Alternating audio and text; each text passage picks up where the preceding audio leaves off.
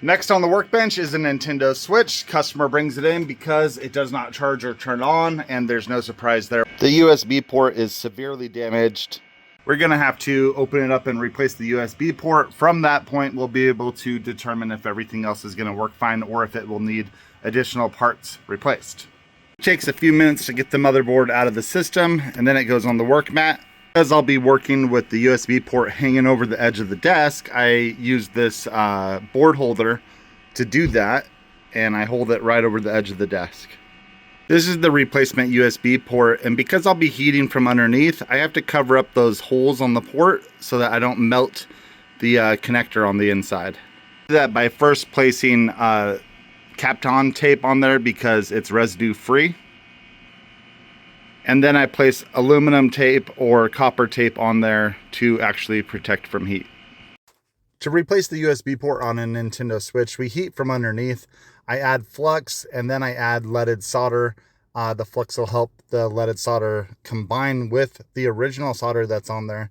This is a good finishing solder and it'll help keep the melting point low. Then I remove the port, replace it, add more flux to let the solder flow properly. Then I hold pressure to it while removing the heat and wait until it all cools down and hardens, then clean it up with a little bit of IPA. Now that we've replaced the USB port, I can remove my heat shield, and my USB port is in good shape on the inside. From here, I can put my mechanic tail insertion tool in and check the diode readings on all those pins. From experience, I know what an OL means across the board, what components may have failed. These are all good diode readings. This is a good indicator that everything's going to work fine. The system does not have to be reassembled to check whether it charges correctly. I can connect a battery to this and plug in a charger to determine that. With the battery connected, I'm going to connect the 15-volt charger with a amp meter connected, and it'll fire up, and then it's going to recycle as it kicks into high charging. That's how I know it's working correctly. And so now with the system turned off, which of course it is because I only have the board out, 15 volts at 0.6 amps is correct charging for a battery that has some amount of charge on it. I'll also flip the cord over and make sure it charges both ways. On my board only testing, I bet $100 that this thing works perfectly when I put it back together. Let's find out.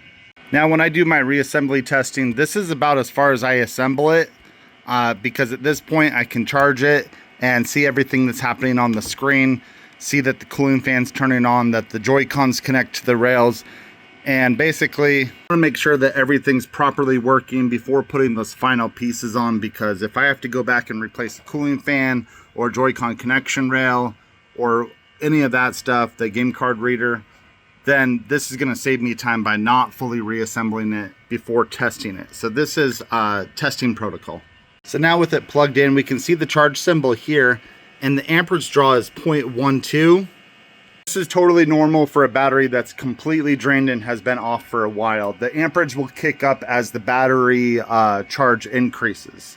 So it's going to have to be on there for between 10 and 20 minutes before it finally turns on and we see proper amperage draw.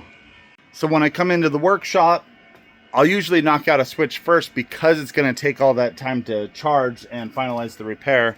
And while it's charging, I'll work on the next one. And now that the system is turned back on, I can finish the rest of the post-work testing and get this back to the customer. Thanks for watching. Don't forget to subscribe and comment and share, and I hope that you learned something.